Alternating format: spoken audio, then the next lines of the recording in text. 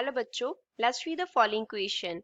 Explain why a gas can only expand. हमें बताना है कि एक गैस है वो expand ही क्यों करता है at constant temperature, जब उसका temperature constant होता है, and if a certain quantity of heat is supplied to it.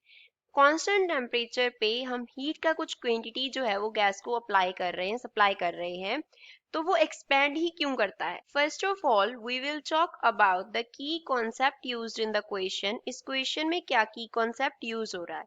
तो इस क्वेश्चन में हम बात करेंगे internal energy of the system का. Internal energy of system. System क्या दिया है, गैस दिया है. तो मान लो इसके इंटरनल एनर्जी को हमने U से डिनोट किया, तो U क्या होता है, फंक्शन ऑफ टेम्परेचर होता है. T यहाँ पे रिप्रेजेंट करता है टेम्परेचर को. T here is temperature. तो अब हमें बोला है कि कांस्टेंट टेम्परेचर है, मींस चेंज इन टेम्परेचर जो है वो जीरो है. मींस हमें कौन सा प्रोसेस दिया है, आइसोथर्मल प्रोसेस दिया है. आइसोथर्मल प्रोसेस में थ्रू आउट द प्रोसेस जो टेम्परेचर है उसका वैल्यू सेम रहता है. थर्मल मीन्स होता है टेम्परेचर एंड आइसो मीन्स होता है सेम. तो टेम्परेचर का जो वैल्यू होता है आइसोथर्मल प्रोसेस में वो सेम रहता है, मीन्स वो वैल्यू कांस्टेंट होता है. अब इस क्वेश्चन को सॉल्व करते हैं. हमने क्वेश्चन में क्या किया, हीट को सप्लाई किया. Heat supplied to the system. जब हम सिस्टम को हीट सप्लाई करेंगे तो उसका जो टेम्परेचर है वो क्या कर जाएगा, इंक्रीज कर जाएगा. सिस्टम का टेम्परेचर इंक्रीज करेगा. बट हमें क्वेश्चन में कंसंट्रेंट दिया है कांस्टेंट टेम्परेचर का, कि टेम्परेचर कांस्टेंट रहना चाहिए. अब इसको हम अंडरस्टैंड करते हैं एक डायग्राम की हेल्प से.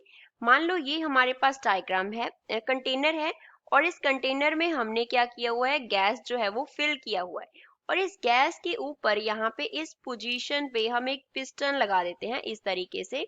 ये हमने पिस्टन लगा दिया. इसके इनसाइड यहाँ पे क्या है, गैस है, और ये ऊपर हमने ये क्या बनाया है, दिस हियर इज पिस्टन.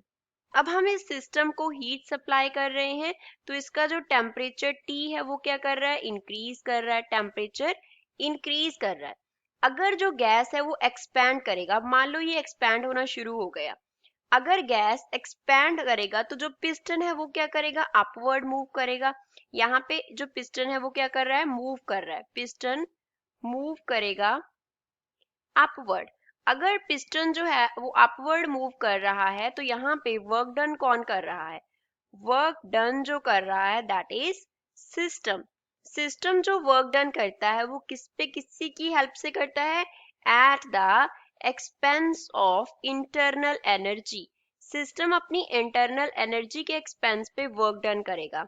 तो अगर सिस्टम वर्क डन कर रहा है तो उसका इंटरनल एनर्जी वर्क डन में यूज हो रहा है. तो डेल्टा यू जो होता है वो माइनस डब्ल्यू के इक्वल होता है. माइनस डब्ल्यू का मीन्स यहाँ पे क्या आया, डब्ल्यू तो वर्क डन हो गया, लेकिन माइनस साइन का मीन्स है नेगेटिव. साइन का मीन्स है कि जो इंटरनल एनर्जी है डेल्टा यू वो क्या कर रहा है, डिक्रीज कर रहा है. अब इंटरनल एनर्जी डिक्रीज हो गया. हमने रिलेशन लिखा था that delta U is function of temperature. अगर इंटरनल एनर्जी डिक्रीज हो रहा है तो इसके कॉरेस्पॉन्डिंगली क्या हो रहा है, टेम्परेचर डिक्रीज हो रहा है. टेम्परेचर डिक्रीज हो रहा है. जब हमने हीट सप्लाई किया तो टेम्परेचर क्या किया, इंक्रीज किया. लेकिन अगर गैस एक्सपैंड कर गया तो उसकी वजह से टेम्परेचर क्या हो गया, डिक्रीज हो गया. तो जितना टेम्परेचर इंक्रीज हो रहा था उतना एक्सपैंड होने की वजह से क्या हो गया, डिक्रीज हो गया. तो ओवरऑल जो टेम्परेचर है वो कांस्टेंट रहा. सो ओवरऑल टेम्परेचर जो है वो क्या रहा, कांस्टेंट रहा. तो हमारा कांस्टेंट टेम्परेचर रखने के लिए जो गैस है वो क्या करता है, एक्सपैंड करता है. I hope you understood well. Thanks.